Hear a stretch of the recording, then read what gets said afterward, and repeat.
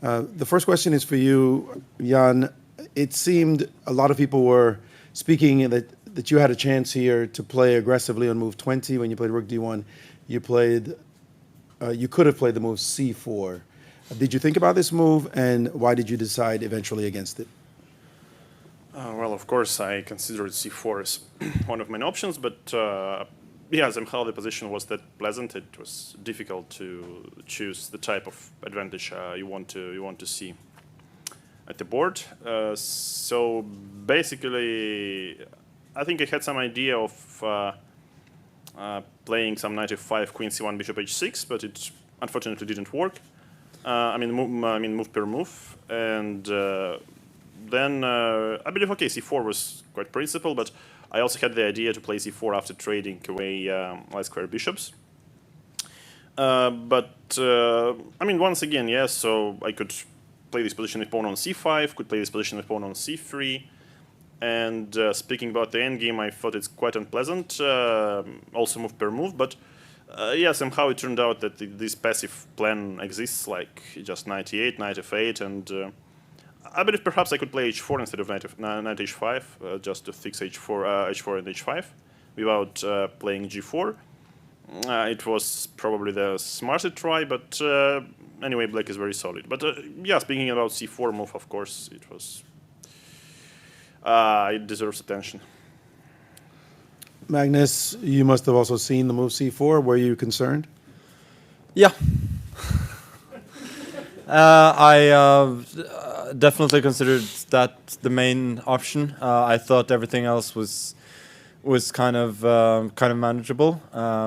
Obviously, it's always a bit worse, but it feels like my position is not going to get worse. It's only probably going to gradually improve, seeing as I have very few real weaknesses. But yeah, c4 was definitely what was worrying me the most there, and seeing rook d1, I kind of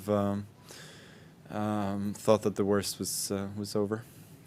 You chose to be the one to deviate first in this game. Why did you choose to do that instead of play the line you did the last time? I thought it's always good to spring the first surprise. Yeah, unfortunately, didn't work out very well for me. I think he chose a very good line, and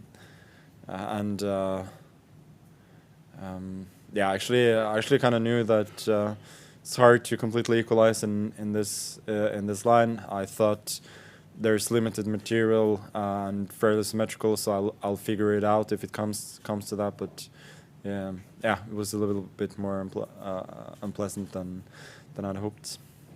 Jan, were you pleased to see him deviate with rook b8? No, I wasn't pleased. Let's say, of course, you consider a lot of options for black, because basically more or less all sensible tries after a4 in Marshall are very solid.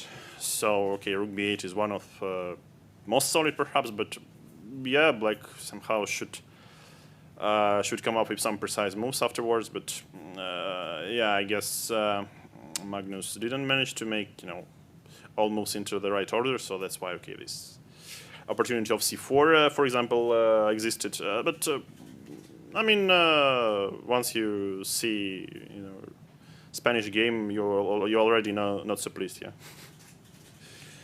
Your general feeling about the result, given the position that you had and the potential opportunities that you had? No, of course I'm disappointed.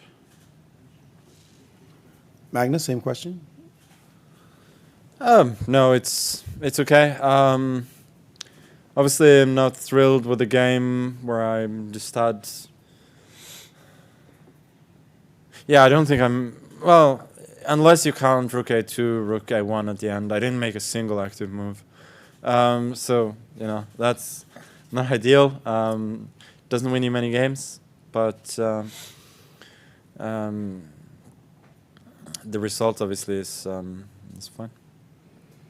A lot of comments are coming in about draws. The draws, you've heard this question before. the fifth draw matters in this match overall? Do you care, or it's just another draw with the black pieces? I think there is some magical cutoff point where draws, instead of just being normal, they become a problem. But don't think we've crossed the Rubicon yet. All right. I will open the floor to journalists for your questions. You may go to the microphones to the sides of the room and ask your questions. And there are two microphones, so make your way to those. Yes? Yes, Rune from Chess24 Global Stream. First question to Jan. You seem to be putting on a lot of pressure today. Famously, before the match, you said that maybe Magnus's fire wasn't burning so strongly anymore. He defended very well. Has these first 5 games changed your assessment of the fire situation?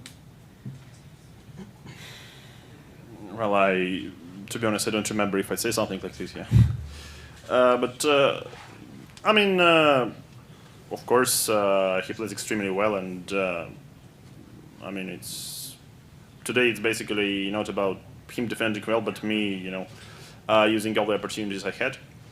But I mean, in general, I believe these games are pretty much tense, and despite it's all draws, we are trying to play reasonable chess.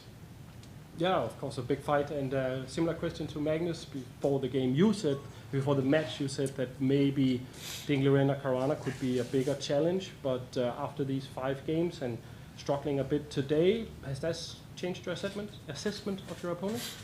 Well, as you remember, it was pretty tough against Fabio as well. But no, obviously, Jan is a very strong player. There was nothing that I said that would contradict that. Okay, thank you.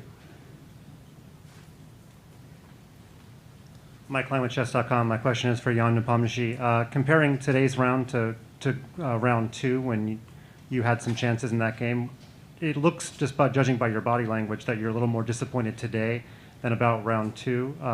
Is that accurate, or was round 2 a bigger disappointment results-wise? No, I mean, basically every time when you're given some chances and you fail to use them properly, you're not happy. But yeah, I believe today it was like a very pleasant flow of the game, and obviously I should have tried harder to, use the momentum.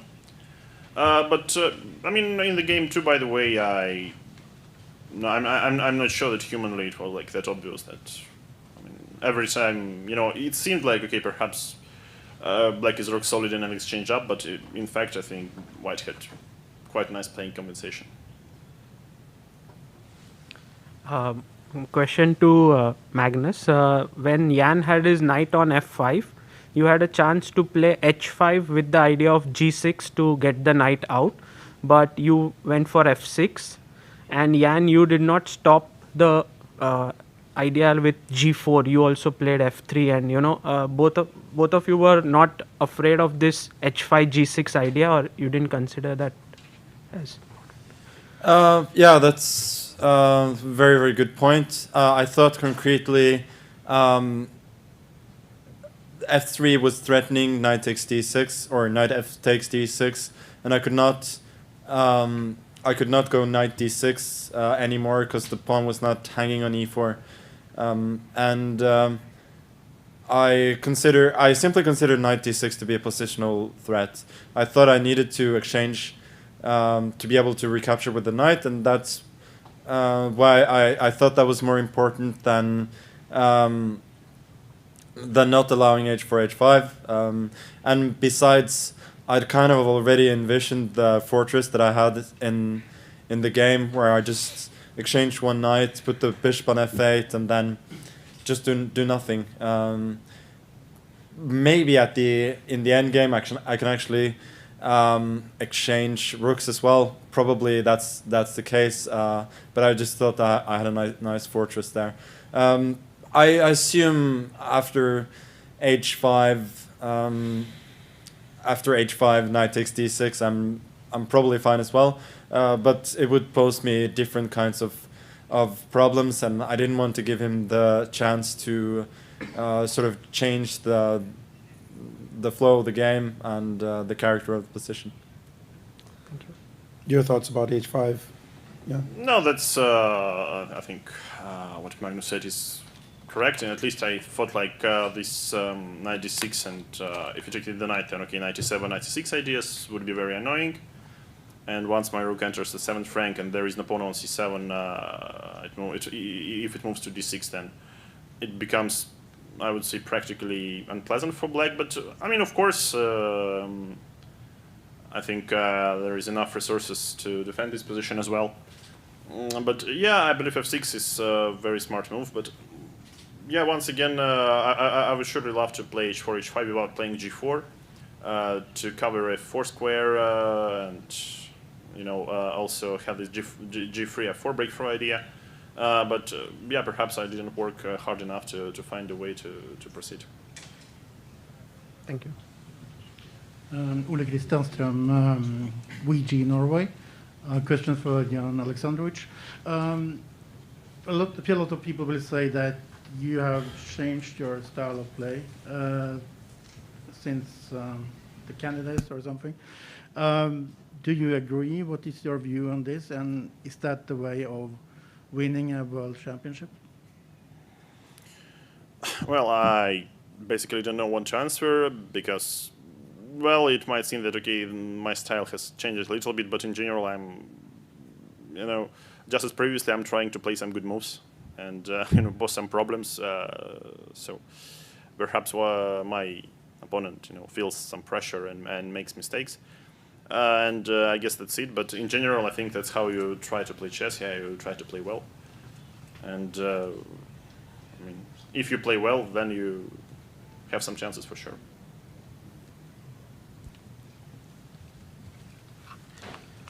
Sean with chess.com, question for both players. Earlier today, there was a celebration and a band and horns and drums. I was wondering how the facilities held up. Were you able to hear that inside your box? Yeah. No.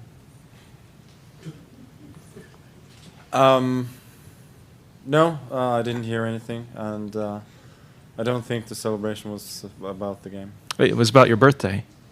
No, I'm just kidding. But Hi, Jovan Joncic from VST. Magnus, a question for you. It felt like you were trying to set up the fortress that you just talked about, starting with 98. How did it feel going into that kind of a position, knowing that you will be on the defensive until probably the very end of the game? I didn't mind. It was okay. It's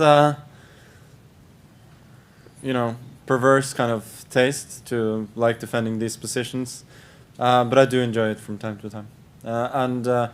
I had, as you said, I had a clear goal for what I wanted to do, and that was reach the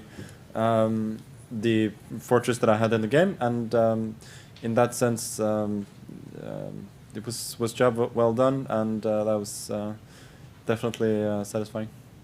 Thanks. Mike Klein with chess.com. Question is for either player. If you ever got in a position where you were unsure about a continuation and your game was done, would you want to know from your team right away what the computer evaluation was, or would your team generally hold off on letting you know? You do have quite a long ride from over the playing area to here. Yeah, well, normally you wanna, of course, you wanna know the truth. Right away? Okay, why not?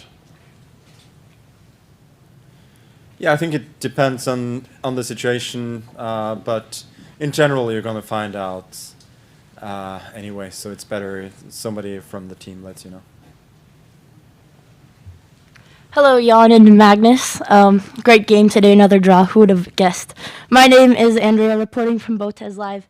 Magnus, I bet you're really tired of getting a lot of really complicated chess questions, but I've been dying to ask you, how does the knight move? That's a good question. It generally moves like an L, and sometimes in blitz games it can be very unpredictable. Thank you, Magnus. Only you could answer my question. All right, if there are, please. It seems we moved on to human interest, so I'll just ask one final one. Magnus, I think this is the first World Championship where the water's been relatively warm. So if you had to try a water sport in your day off, what would it be?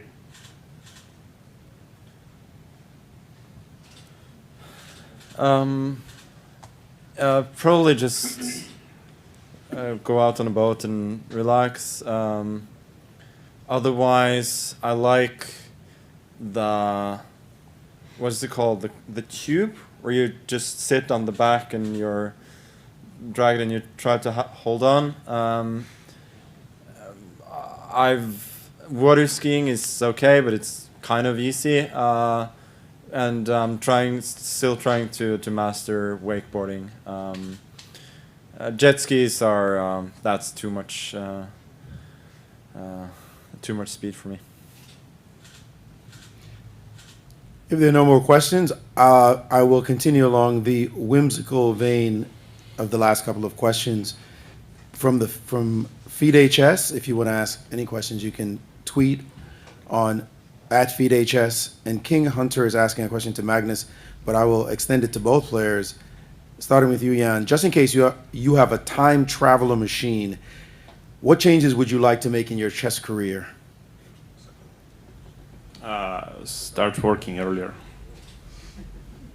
Magnus?